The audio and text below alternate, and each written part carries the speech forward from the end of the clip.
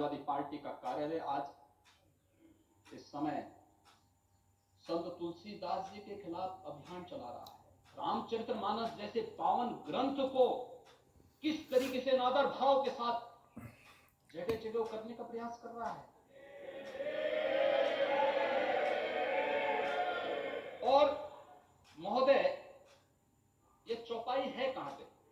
अगर आप रामचरितमानस के सुंदर कांड में जाएंगे तो सुंदर कांड में ये प्रसंग तब आता है जब भगवान राम 3 दिन तक समुद्र से लंका में जाने के लिए रास्ता मांगते हैं और रास्ता नहीं मिला। तो पहली चौपाई तो मैंने पहले बता दी थी, जब उन्होंने कहा कि भय बिन हुई न प्रीति। और तब जब लक्ष्मण जी धनुष और बाण लेकर के राम जी के पास जाते हैं, भगवान राम को देते हैं और भगवान राम तीर का संधान करके फिर समुद्र को चेतावनी दे करके आगे की कार्रवाई करते हैं, तब समुद्र खड़ा होता है और भगवान राम के सामने फिर कहता है, महोदय ये वही पंक्ति है, प्रभु भल कीन मोई सिख दिन ही मर जाता पुनि तुम्हारे की ढोल गंवार सूत पशुनाली सकल पावन के अधिकारी। अब ये सीख से है, शिक्षा से है। मैंने शुरू में इसी बात को कहा ना, विरासत में नहीं हुई।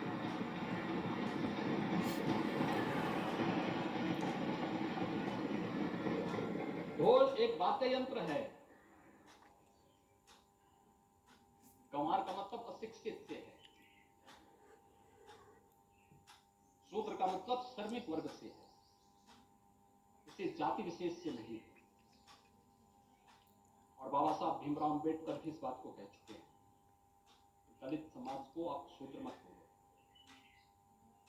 आपने तो बाबा साहब भीमराव अंबेडकर जी के प्रति किस प्रकार का व्यवहार किया था, तो जिप जाहिर है। उनके नाम से बनी हुई संस्थाओं के नाम बदल दिए गए, क्या कुछ नहीं किए। आपने तो घोषणा भी की थी कि हम आएंगे तो बाबा साहब भीमराव के अंबेडकर के सारे स्मारकों को हटा देंगे, टेंट हाउस खोल देंगे, वहां पे मैरिज हॉल खोल देंगे। तो घोषणा भी तो कर रहे थे आप। आज सामाजिक न्याय की बात करते हैं। और नारी का मतलब स्त्री से है, मातृसत्ता से है।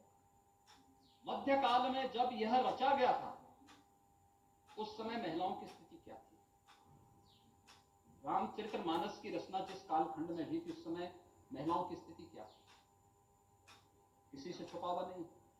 बाल विवाह जैसी विकृतियां भी उसी समय पनपी थी। इसलिए पनपी थी क्योंकि जिस प्रकार की शासन सत्ता थी, जिस प्रकार की अराजकता थी, उसको ध्यान में रख करके और उसको इस रूप में लेकर के मैं वही बोलना चाहता हूं कि आखिर विरोधी दल से जुड़े हुए समाजवादी पार्टी, विरोधी दल को मैं दोषी नहीं दे सकता, सॉरी, मैं समाजवादी पार्टी से कहना चाहता हूं, आखिर आप इसके नाम पर, जिस पर उत्तर प्रदेश को गौरव की अनुभूति होनी चाहिए कि राम की धरती है, कृष्ण की धरती है, गंगा यमुना की धरती है, संगम की धरती है,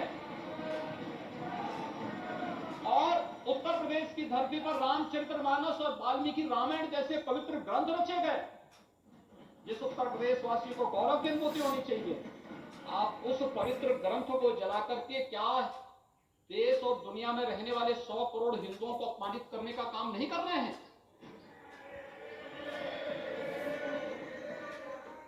और इस प्रकार की अराजकता को कैसे कोई स्वीकार कर सकता है? कैसे कोई स्वीकार कर सकता है? और इसलिए महोदय, मुझे तो केवल एक पंक्ति याद आती है, जाके प्रभु तारुण व्यक्ति ना ताके मती, विरासत में तो नहीं मिली थी लेकिन जो बचा कुचा था वो भी स्वाहा।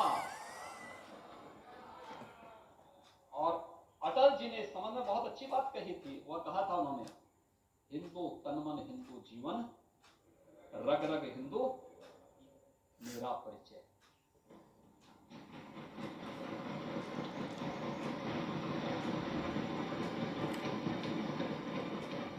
हिंदू कहने में शर्माते, दूध लजाते लाज न आती।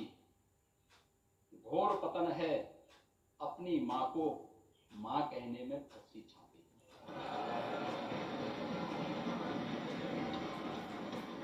जिसने रक्त पिलाकर पाला, क्षण भर उसका भेष निहारो। उसकी खूनी मांग निहारो, बिखरे बिखरे केस निर्हारो।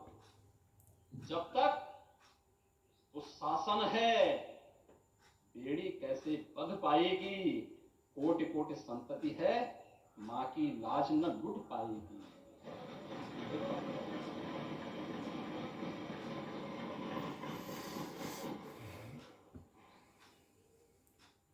महोदय, मातृशक्ति की बात हो रही। गुरुदेव कह रहे थे वहां पे जो है हेल्प डेस्क बना है। प्रदेश के सभी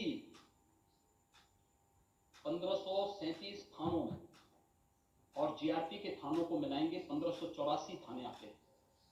इन सब में महिला हेल्प डेस्क की स्थापना हो चुकी है। प्रत्येक जनपद में एक अतिरिक्त महिला थाना के साथ साथ एक अतिरिक्त महिला परामर्श चौकी की स्थापना हो चुकी है।